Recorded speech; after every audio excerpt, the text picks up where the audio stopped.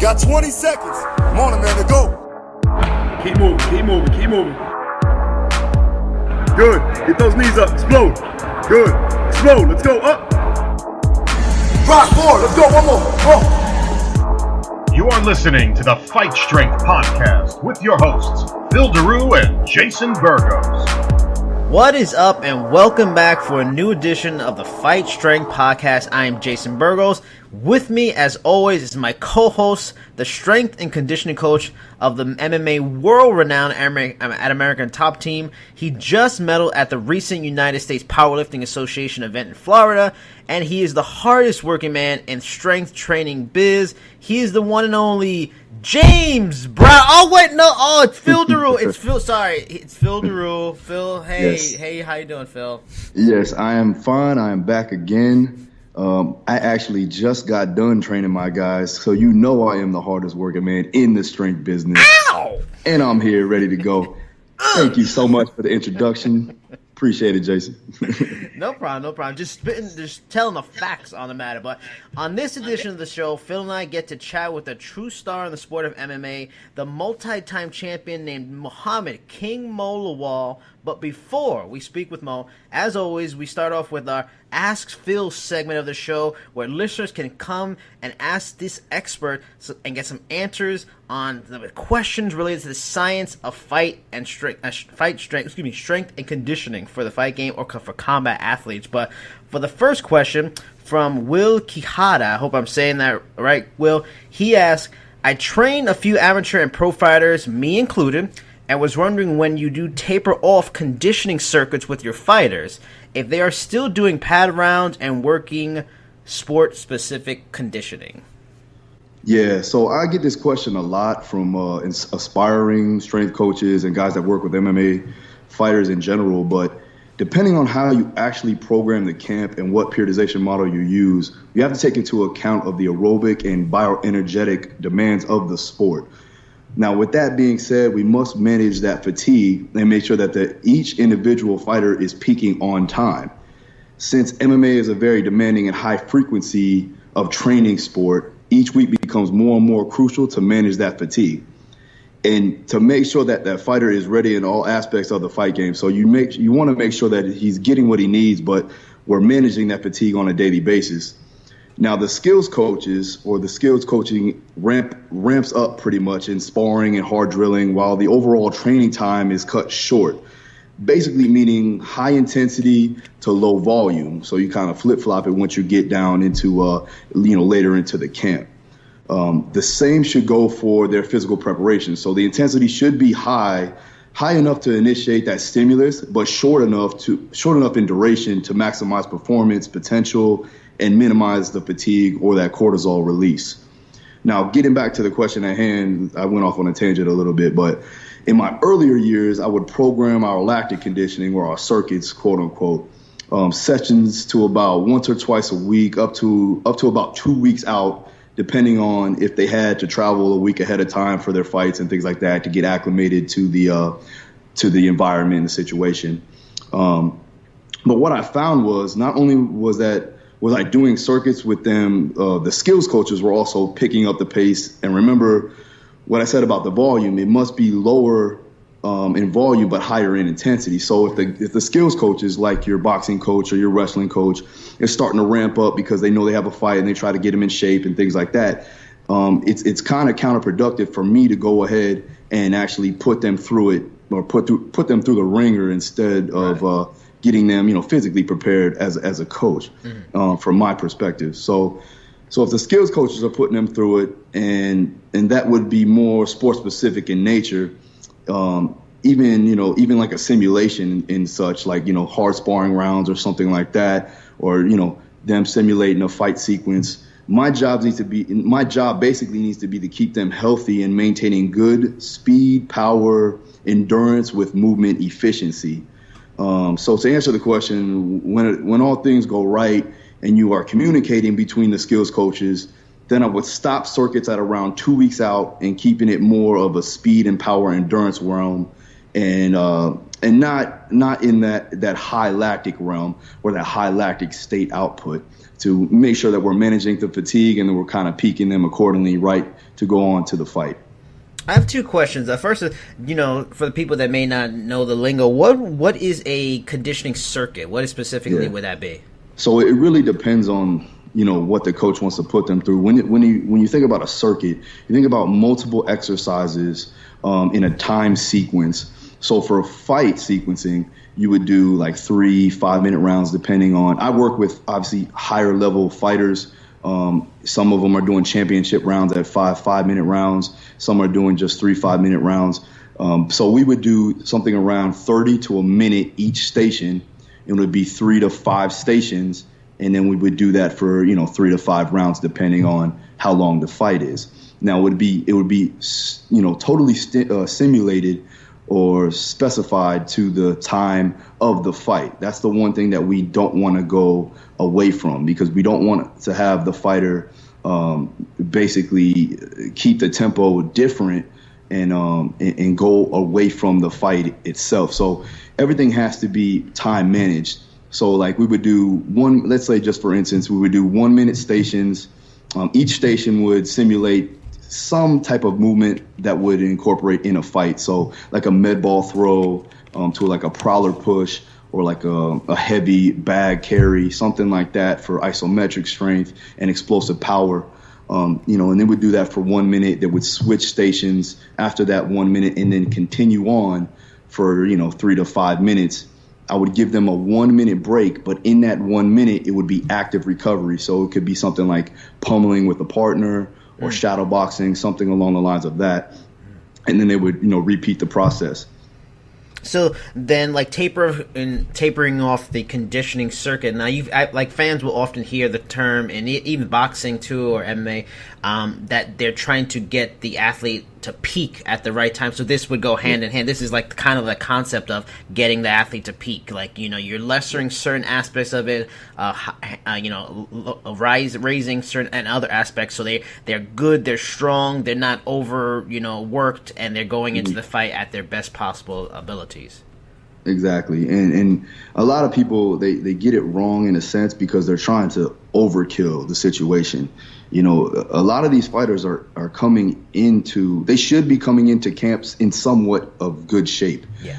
That's why the off season is so important. If we can build a high enough or a wide enough base, we can keep on with that base that we build and maintain our strength, maintain everything to where when it comes time to taper down, they're ready to go in 2 weeks. You know what I mean? From a physical preparation standpoint. Another question, cousin Mike, on this topic is, like, for example, the Sergey Kovalev Andre Ward's second fight was last weekend, and one of the excuses Sergey Kovalev had going into this fight that he felt he overworked. And he overworked in previous fights. Now, how does that happen at such a high level? I mean, you train some great fighters, champions. Like, how is that even possible to overwork an athlete? Like, not, or more like to not realize you're overworking him and you're probably hurting them for the fight. Is that an athlete thing, and then they just don't listen? Is that the trainer maybe misperceiving where their health is at the moment? How does that happen? I would say it's a background thing. I would say, what they've done in the past, they usually, depending on how, it doesn't matter how high level the fighter may be, if they feel comfortable doing something, it's going to be hard to pull them away and actually, tell them that that's kind of wrong and the science behind that doesn't make sense.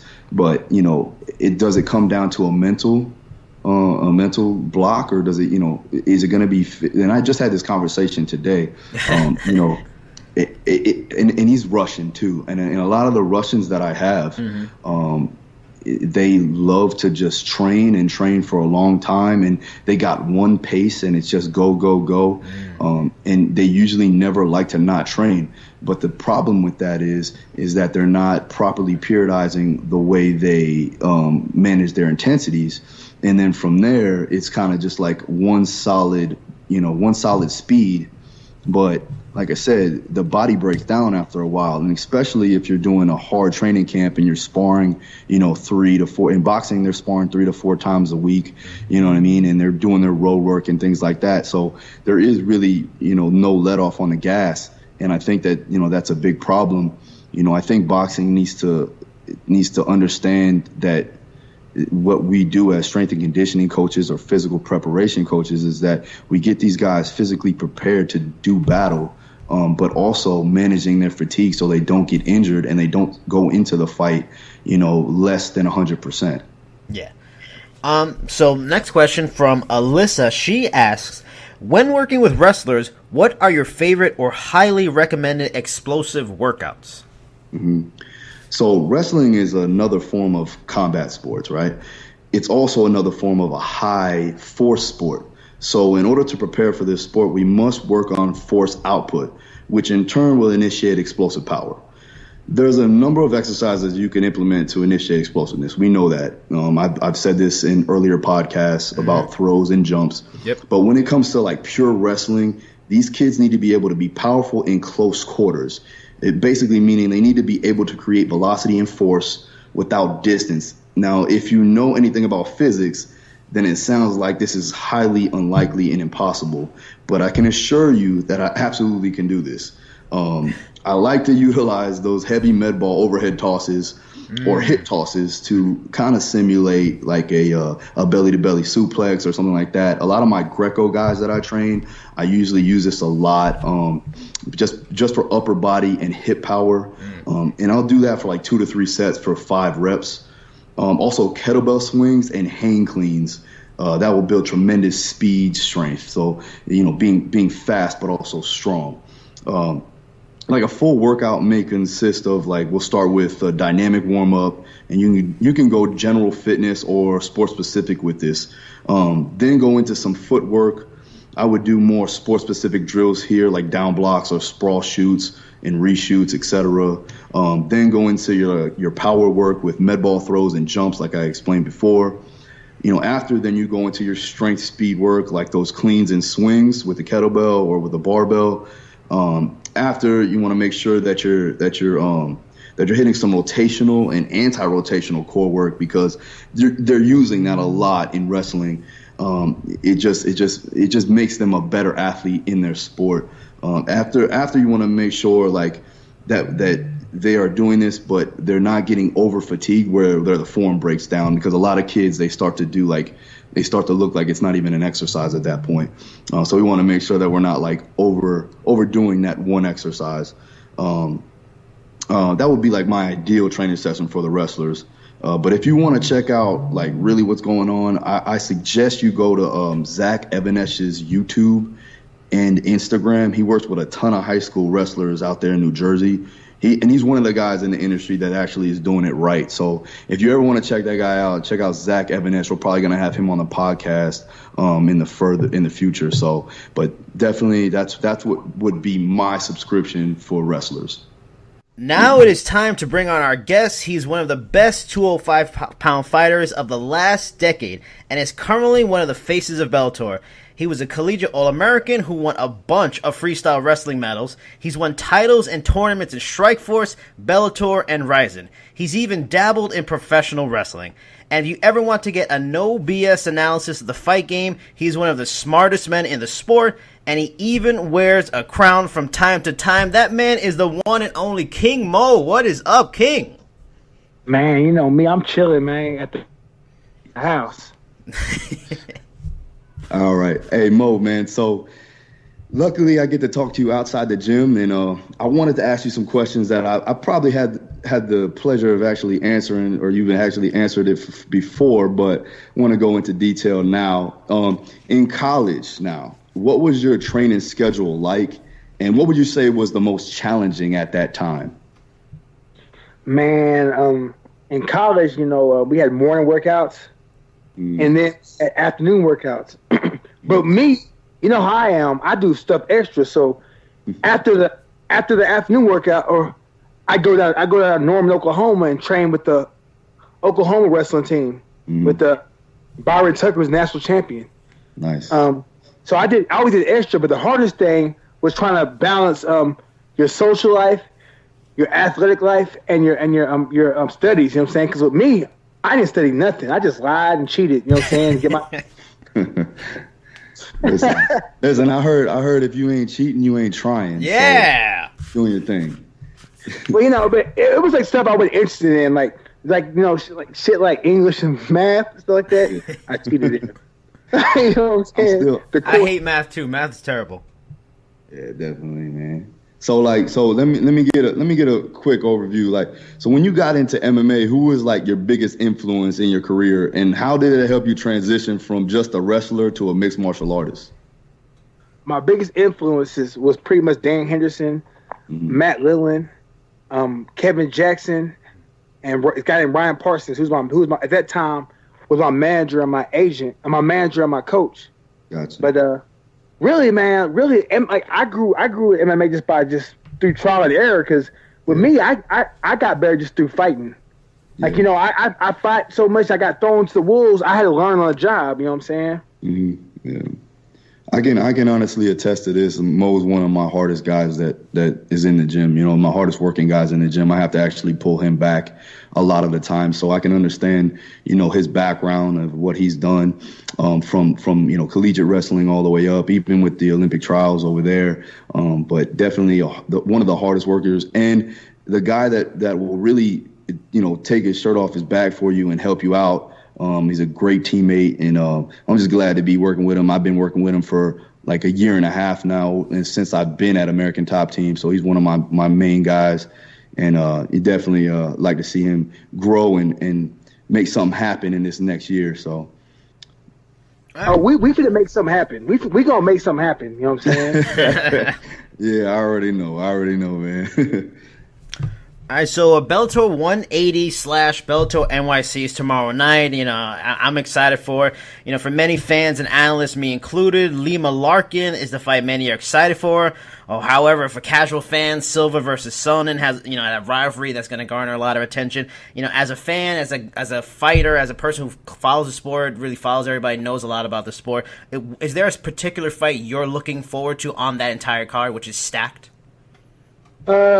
The fight I'm looking forward to the most is Shinzo Machida versus James Gallagher. Yeah. That's the fight I'm looking forward to, because I feel like Shinzo's dangerous, and I'm not sure if Gallagher's ready for him, but we're going to find out. Yeah, I think the people are really underestimating him. I know the hype on Gallagher is high, but like, how do I know he comes from a good camp. Do you think Shinzo, his stand-up style and what his brother does and how they're good at stand-up and take down offenses, I think people are maybe underestimating that might be a bigger problem for Gallagher than it's being let on. Shinzo has pretty decent takedown defense. It's actually solid. He has good ground game, pretty solid.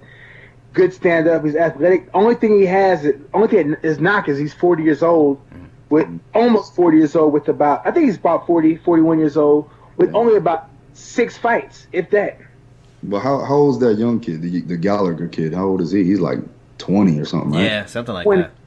He's 20, but I'm telling you, I think Shinzo, like, if Machida would never fight, or if Shinzo would have had a chance to fight instead of Lyoto, Shinzo would have been the man right now. Mm-hmm. Yeah. He's athletic, he's quick, he kick, punch, good take defense, you know what I'm saying? Good takedowns, all that. Yeah. Now, you were supposed to, fight Ryan Bader in the televised portion of the show, and, you had to pull out due to injury. Could you explain, I know, the disappointment you must have had to go through to not be able on that card, because I know you're a boxing fan, you follow the sport, how big of a disappointment and letdown was it not to be able to showcase your skills on, at Madison Square Garden? Not that big. I'll find, with me, the fight, nothing was going to come. You know what I'm saying? Yeah. And I wasn't even healthy all the way. So, if I was healthy, I would have been mad if I had to pull up. But I wasn't healthy. I needed the surgery, so I got it done. Yeah. The thing with Mo is he's an old school guy. He'll fight you in an alleyway or fight you at Madison Square Garden. It don't matter. It could be gloves, no gloves. You can do some shit from kickboxer and throw some glass on your knuckles. It don't matter. You know what I mean? So that's my boy. I understand where he's coming from with that. Now Mo, you being an old school guy and all, and what I mean by that is you basically don't give a shit about anything and you'll fight anybody anywhere. But where do you see the world of MMA going in the next 5 years? And I know we've hit on this today actually at lunch, but where do you see it going in the next 5 years? In the shitter, to be real.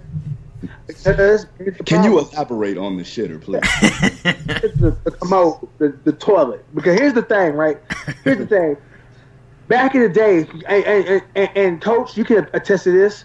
When we fought back in the day, we wasn't fans, we was fighters. Yeah. You know what I'm saying? So our goal was to go out there and fight. Now we got motherfuckers that like, you know what? I'll fight for free to get in the UFC. You got motherfuckers that's like, or I'll fight for free to get in the Bellator. I'm like, no one, this is a fight game. Free ain't even a fucking word. Free ain't a real thing in this fight world. You know what I'm saying? Unless you that dumb.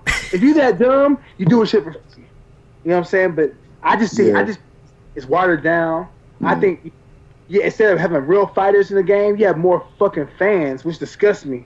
I can't even talk MMA with certain, like, put it like this: if I go to a fight and I see you taking pictures with fighters before the weigh-ins, and I see you after you lost taking pictures of fighters after you lost, smiling and shit like that, with a busted eye and a bloody nose and a busted lip, smiling because you're there, I ain't gonna fuck with you. You're a fan. You know what I'm saying? Fans, I don't deal with fans unless you're educated. You know what I'm saying? If you're just a fucking fanboy, I ain't gonna fuck with you. Yeah, if you're a fighter and you're at the highest level, you don't. I mean, I understand respect and respecting you're basically it's the same people that are on the same level as you. And I mean, I get the respect factor, but like, don't be like up their ass. You know what I mean? And you gotta know that if you're gonna do that, you're gonna lose some respect from those people that you think that have respect for you. So I mean, I see where you're coming from, and I damn sure know that Mo's not a fanboy, so we're good here. Nah, but I'm cool. You see it though. You see. I know. It happens. It happens a lot. I saw an interview where you were asked about like your hobbies, and you know, one of the things you mentioned was you're a big fan of reality TV. Now, this interview was like 3 years ago. What's your favorite reality shows, or just even fictional regular TV shows you're digging right now? Man, I like that ratchet ass, like a little bit hip hop, all of them. Housewives of Atlanta, you know what I'm saying? And then just like I like Game of Thrones and Power and Empire and all that other shit. You know what I'm saying? Right now, I'm watching this show. But you making me mad because you never saw Vikings yet. Oh, I haven't seen that either. Listen, I'm gonna listen. It's gonna sound bad. I'm gonna say this. I'm not racist, but if there's not at least one black person in the movie, I ain't watching. How's gonna be a black person in the Vikings? Exactly. That's why I watched it. That's why I watched it. I said you said you watched Game of Thrones. You said you watched Game of Thrones though. So how there's black people in Game of Thrones? And they live. They don't get killed off. Yeah. You know what I'm saying, like, if Vikings probably get killed more than they get seen. You know, people get killed quick.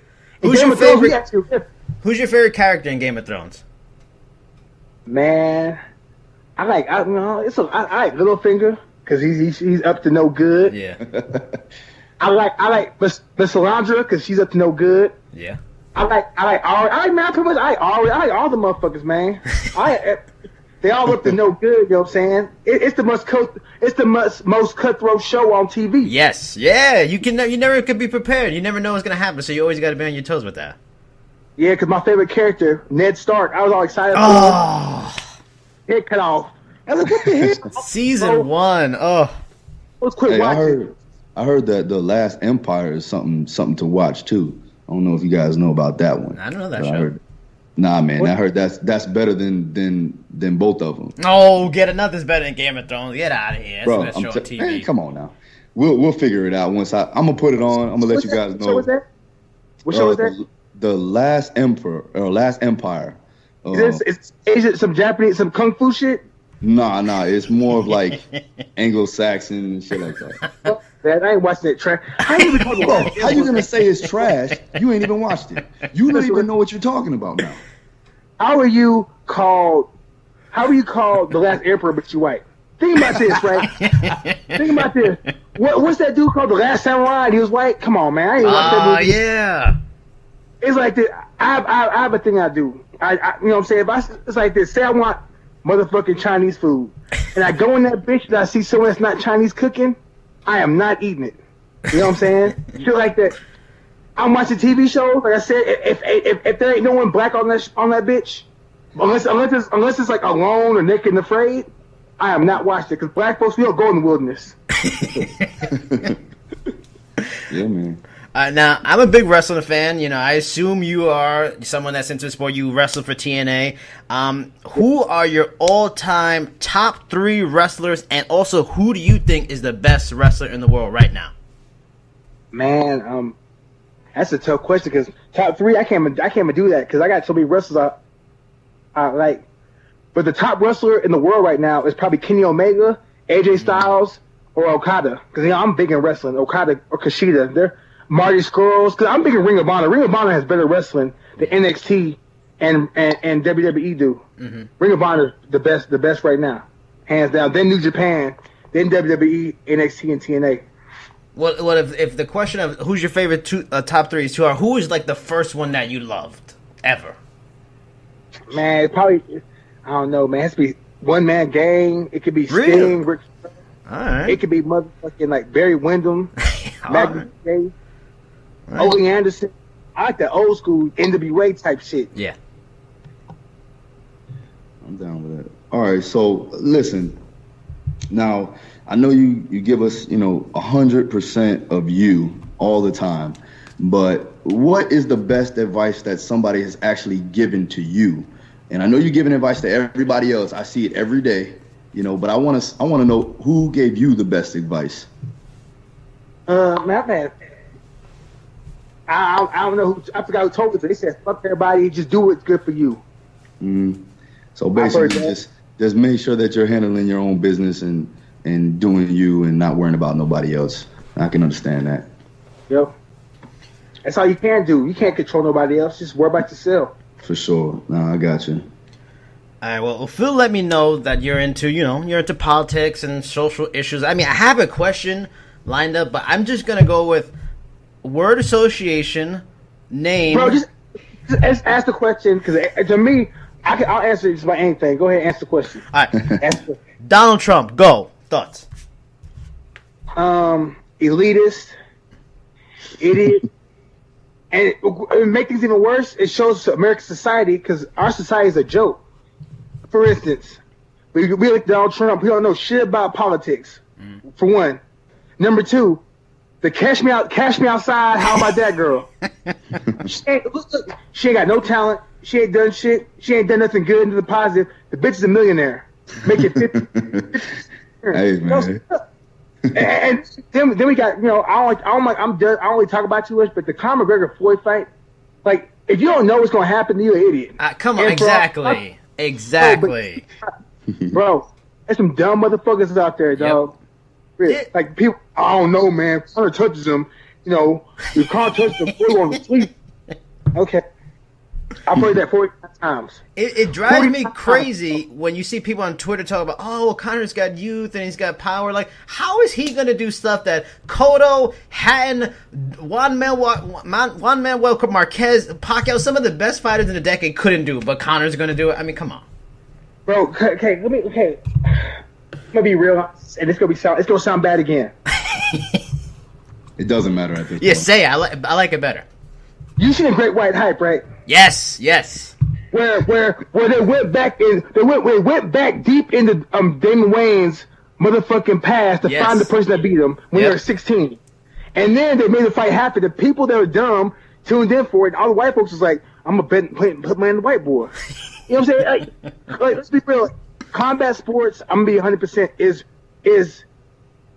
it's kind of about what you relate to. Mm-hmm. It's about race. It's about region. Yeah. It's about nationalism, about religion, because pretty much people cheer for what they can relate to the most. Mm-hmm. You know what I'm saying? If the guy's in the team, you're cheer for your teammate. If you don't know the motherfucker from Adam, if he has blonde hair and you have blonde hair, you might cheer for him. If he's from Texas, if he's from Florida and you're from Florida, you might cheer for him. Mm-hmm. You know what I'm saying? If he came from a single parent home and you did too, you might cheer for him because you can relate to that. That's all combat sports is about. Relatability as far as fan base. And one thing I can say about Conor's Irish, and one thing I can say about Irish, you talk to any white person in America and you ask them, what are you? And they'll say, I'm either part Cherokee, I'm part Italian, I'm Irish. I'm Swedish. Hey, I'm part Irish. Whoa, come on. but I'm serious. No, but of course, Irish came here, but I'll see motherfuckers that are blonde hair, blue eyed talking about, oh, I'm Cherokee. Yeah. You know what I'm saying? I'll see. I mean, I met a motherfucker, man. I'm not gonna say his name, but this motherfucker is as dark as me.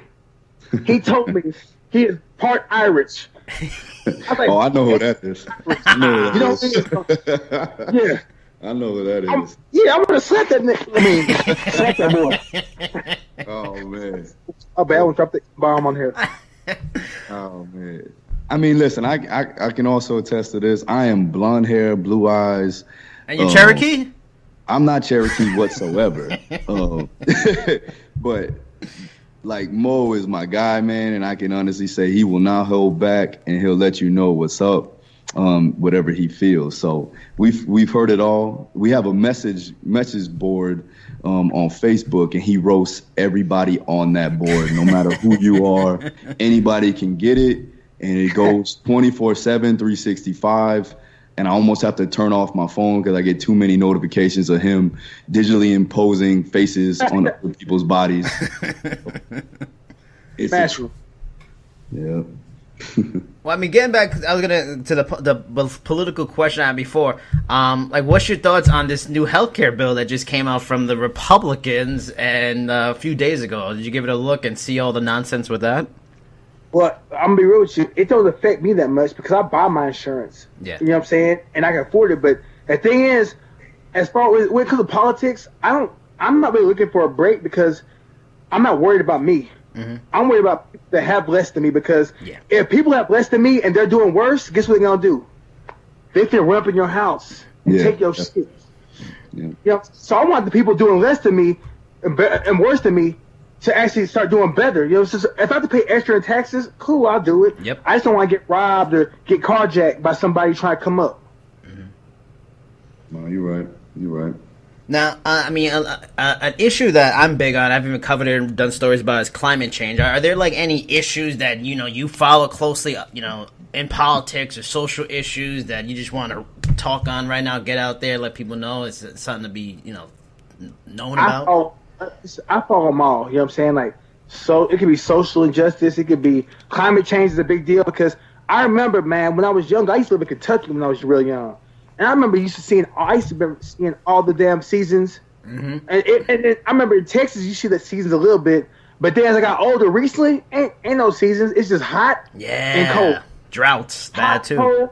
Yeah, you got a week of 70s, and then you got 3 months of hundreds, about 2 months of 80s, and then you got freezing snow. Mm-hmm. Saying, and then you got the fracking. You know what I'm saying? I used to live in Oklahoma, and when I lived in Oklahoma, with no earthquakes. Now you got all that fracking, and now you got bad earthquakes, and you can't even get earthquake insurance in Oklahoma no more because all the earthquakes they got going on. Mm-hmm. All right, now a little lighter question, not as as important in politics. If you could choose one superpower, what would it be? Superpower to make anything happen that you want to make happen. Grant myself my own wishes. What about you, Phil? What superpower? And don't say strength. You already got that.